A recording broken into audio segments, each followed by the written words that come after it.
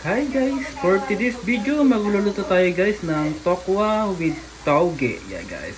So unang gagawin natin guys, pre-prituin muna natin ang tokwa hanggang sa maging light. Yan guys, pre-prituin lang natin ang tokwa hanggang sa maging brown. Yan guys. So mamaya update ko po kayo rin mamaya. Ito guys ang ating mga ingredients. Yan, sibuyas sa bawang, tomato, saka toge. Yan guys. Option na rin guys kung gusto nyo gumamit ng oyster or carrots guys. Sa akin tomato lang po guys. So yan guys, yan. Na-chop ko na po yung mga ingredients.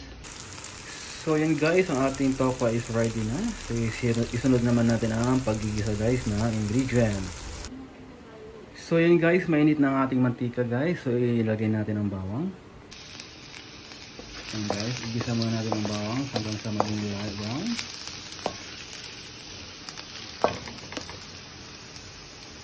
Yan guys, light brown na siya. Sunod natin ang sibuyas. Yan.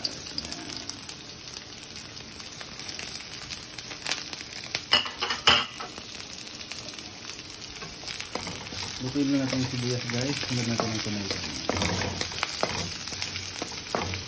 Yan guys, luto na yung sibuyas. Sunod natin ang tomato.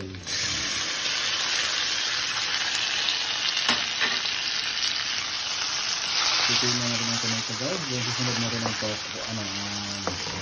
tauge. Yan guys.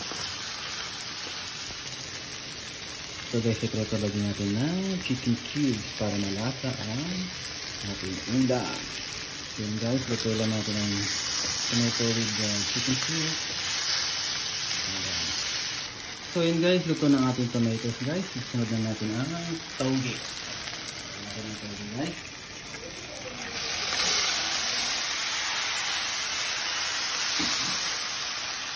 Igisa natin ang tauge guys.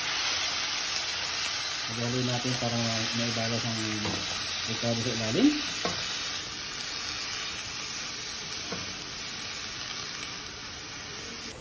Then lagyan natin siya ng konting sabaw guys. Konti lang.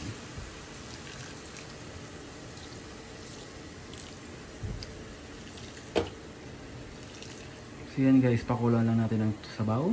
Then ilalagay na natin maya-maya ang tokwa. Takpan natin guys para mabilis kumulo at maluto ang gulay. Yan. So yun guys, kumukulo na po ang ating sabaw. Sunod natin ang tokwa. Yan guys, ilagay ko na ang tokwa. Wow, sarap. Isa pa. Malikot ang aking kamay. Halo-halo lang natin guys.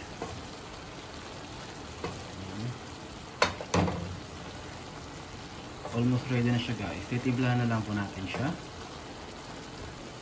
So yan guys, lagyan na konting bechin. Saka nalagyan ko na rin po siya ng konting asin kanina guys. Hindi ko na po naipakita. Yan. So yan guys, almost ready ng ating gulay. Yan guys, ready ng ating tokwa. Thank you for watching.